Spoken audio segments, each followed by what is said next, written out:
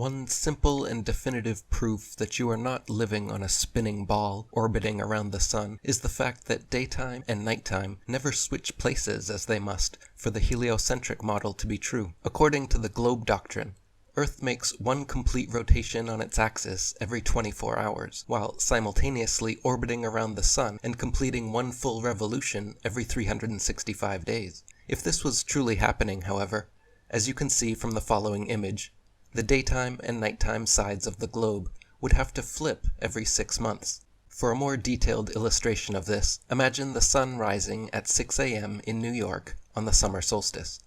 After 3 months of 24-hour rotations, the globe would be 90 degrees from its previous position and a quarter turn away from the sun, meaning that sunrise in New York during the autumnal equinox should now be happening at midnight.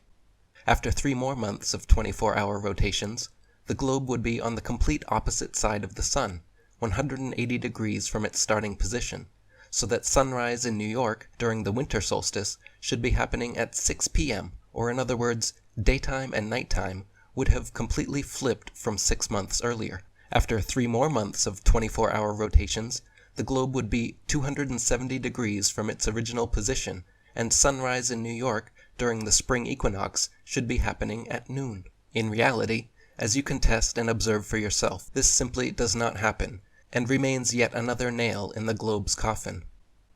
Globe apologist naysayers make either one of 2 ridiculous claims in an attempt to excuse away this clear problem in their model. Their first defense is to claim that days are not actually 24 hours long, but instead only 23 hours and 56 minutes long, and this 4-minute difference per day fixes the math, allowing day and night to flip.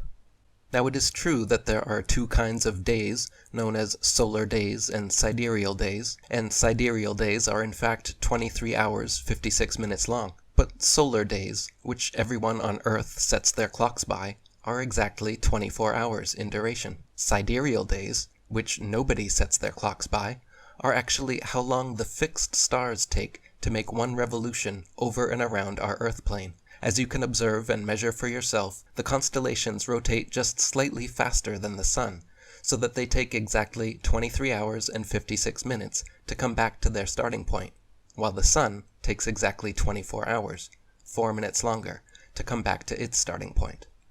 Firstly, the fact that sidereal and solar days both exist and are not exactly the same duration is yet another proof that the stars and sun are moving, and not the Earth. If the apparent movement of the stars and sun was actually the result of us living on a spinning globe, as we're told, then there would and could only be one duration of day, namely, the amount of time it takes to complete one full rotation. The fact that there are 2 different durations of rotation time for the sun and stars just further proves that they are moving at their own unique speeds over and around a motionless, fixed Earth. Secondly, if globe apologists want to claim solar days are now suddenly only 23 hours and 56 minutes, then why hasn't anyone in history ever noticed that our 24-hour clocks, which billions of people have used for thousands of years, actually fall behind reality 4 minutes every single day? The reason is because it doesn't happen, and trying to claim solar days are the same duration as sidereal days just shows the disingenuous lengths these zealots will go to cling on to their false cosmology. Their next defense, even more ridiculous than the first, is to claim that the Earth actually must complete 361 degrees of rotation per day, and that somehow makes up for it. They completely redefine what a day means, and claim instead of a day being one full 24-hour rotation of the globe, as we have always been taught, a day now suddenly means the amount of rotation until the sun reaches the same point in the sky, which they say is approximately 361 degrees. With this excuse, however, new problems arise, because the globe's supposed orbit around the sun is actually elliptical, so depending where and when during its revolution around the sun, the Earth's rotation on its axis would have to be both speeding up and slowing down at different times of the year just to maintain their new definition of what a day means. But of course, in their own model, the Earth's alleged rotation never speeds up or slows down, and remains constant always. They cannot have it both ways.